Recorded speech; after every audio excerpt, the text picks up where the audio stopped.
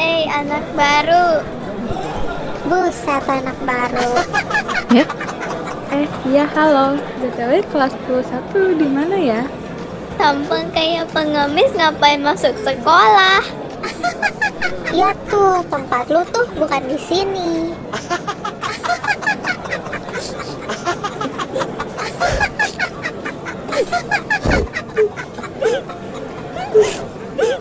Dalam kehidupan sehari-hari, rasisme masih sering terjadi tanpa kita sadari, terutama di lingkungan sekolah.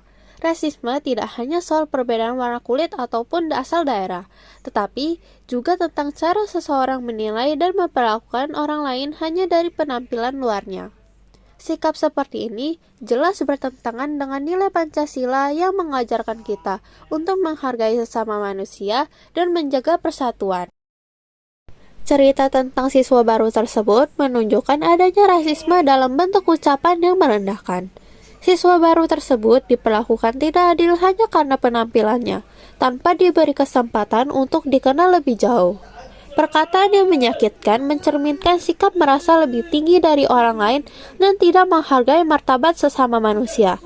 Padahal, setiap orang memiliki hak yang sama untuk dihormati. Indonesia merupakan negara yang sangat beragam. Di dalamnya terdapat berbagai suku, ras, agama, budaya, dan latar belakang sosial yang berbeda-beda. Keberagaman ini adalah ciri khas bangsa Indonesia dan menjadi kekuatan yang menyatukan sesama masyarakat. Namun, jika perbedaan tersebut tidak disikapi dengan rasa saling menghargai, maka dapat menimbulkan sikap diskriminasi dan rasisme yang merusak persatuan. Peristiwa dalam cerita ini memperlihatkan bagaimana identitas seseorang seringkali langsung dinilai dari ciri fisik yang terlihat seperti pakaian, warna kulit, ataupun bentuk tubuh. Padahal ciri-ciri tersebut termasuk dalam identitas alami yang dibawa sejak lahir dan tidak bisa dipilih oleh seseorang. Identitas alami bersifat genetis dan seharusnya tidak dijadikan alasan untuk membeda-bedakan ataupun merendahkan orang lain. Selain ciri fisik, identitas individu juga terbentuk dari sikap, kepribadian, dan cara seseorang berperilaku dalam kehidupan sehari-hari. Namun, dalam cerita tersebut, siswa baru belum diberi kesempatan untuk menunjukkan siapa dirinya sebenarnya. Ia sudah lebih dulu diberi label negatif, sehingga muncul tindakan diskriminatif yang mengarah pada rasisme. Peristiwa dalam cerita ini memperlihatkan bagaimana identitas seseorang seringkali langsung dinilai dari ciri fisik yang terlihat, seperti pakaian, warna kulit, ataupun bentuk tubuh. Padahal ciri-ciri tersebut termasuk dalam identitas alami yang dibawa sejak lahir dan tidak bisa dipilih oleh seseorang. Identitas alami bersifat genetis dan seharusnya tidak dijadikan alasan untuk membeda-bedakan ataupun merendahkan orang lain. Selain ciri fisik, identitas individu juga terbentuk dari sikap, kepribadian, dan cara seseorang berperilaku dalam kehidupan sehari-hari. Namun, dalam cerita tersebut, siswa baru belum diberi kesempatan untuk menunjukkan siapa dirinya sebenarnya.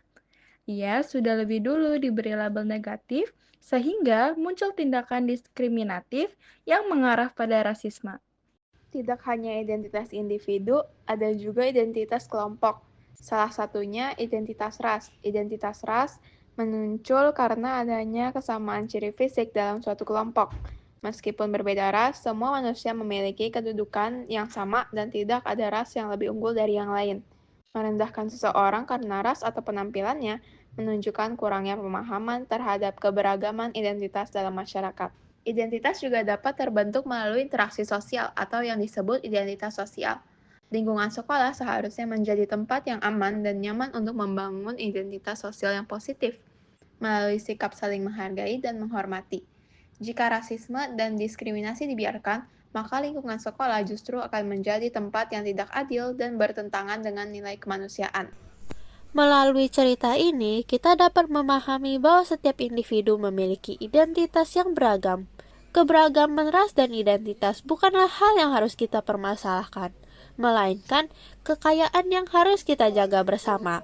Sikap saling menghormati, menerima perbedaan, dan tidak membeda-bedakan adalah bentuk nyata pengamalan nilai Pancasila dalam kehidupan sehari-hari, khususnya di lingkungan sekolah.